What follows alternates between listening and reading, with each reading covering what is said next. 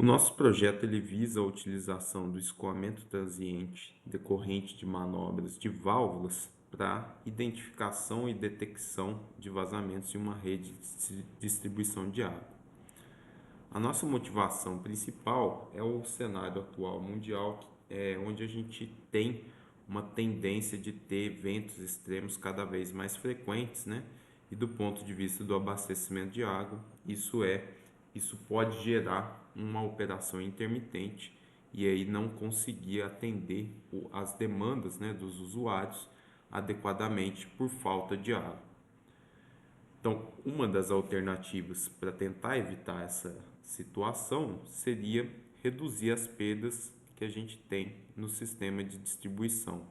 Então, conseguindo agilizar o conserto desses vazamentos, a gente teria maior disponibilidade de água e conseguiria atender os consumidores, né, dando maior conforto e qualidade de vida para os usuários.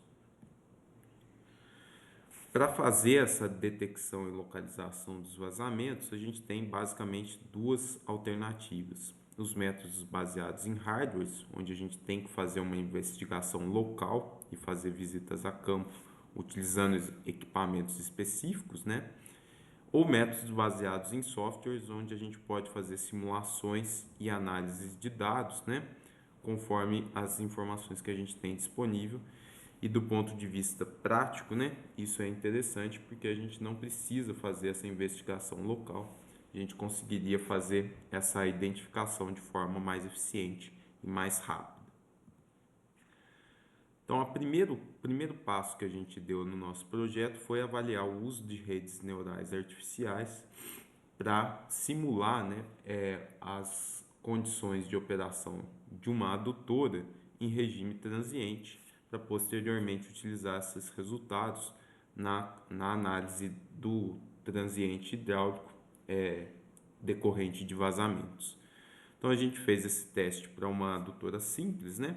E os resultados mostraram que a rede neural tem uma boa capacidade para prever essas condições hidráulicas, mas ela ainda tem alguns erros significativos para algumas configurações da tubulação. Então, é um potencial uso, mas a gente ainda precisa refinar um pouco essa configuração, porque o escoamento transiente ele tem uma grande variabilidade no tempo. Então, a gente precisa refinar isso para conseguir pegar toda essa variação. Bom, diante disso, a gente buscou uma outra opção para agilizar o processamento da modelagem hidráulica em regime transiente, utilizando o modelo dinâmico inercial rígido, onde a tubulação é considerada rígida e o fluido incompressível. E isso simplifica todo o equacionamento do modelo transiente. Além disso, né, a gente garante dessa forma que as manobras seriam controladas e não causariam nenhum risco de ruptura das tubulações da rede de distribuição. Então, o primeiro passo foi validar esse modelo. A gente utilizou uma rede benchmark, a rede Model, para avaliar a qualidade desse modelo e fazer testes aí de detecção e localização dos vazamentos. Então, a validação aqui comparativamente com o modelo disponível na literatura aparente ficou adequada. E em seguida a gente começou a fazer testes de manobras nessa rede, né, para avaliar como que isso seria impactado pela presença ou não dos vazamentos. E aí a ideia foi definir a sensibilidade dos sensores que a gente teria na rede, ou seja, o quanto ele varia, né, quanto a medida de pressão que ele tiver varia no cenário com e sem vazamento. Bom, com isso a gente conseguiu definir os pontos ótimos para instalação dos sensores de pressão para monitorar a rede e também a gente conseguiu definir os pontos ótimos para a manobra das válvulas, né?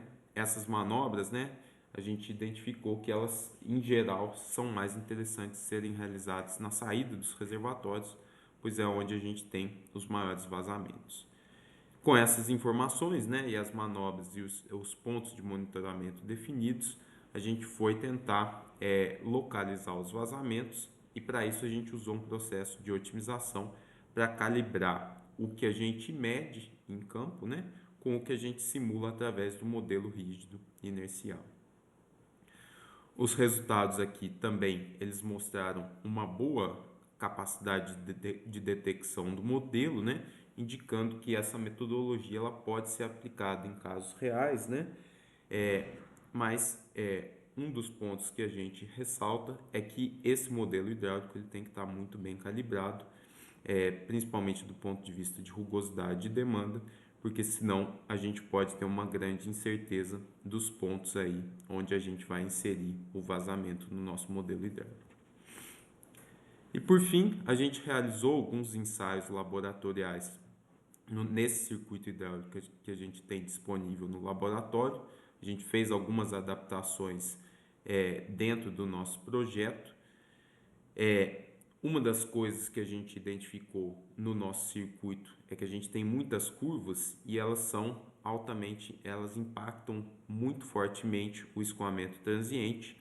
E aqui esse gráfico mostra exatamente isso, como esse coeficiente de perda de carga localizada dessas curvas varia do escoamento permanente para o transiente, tanto no fechamento quanto da abertura da válvula. Isso impactou os nossos resultados, né?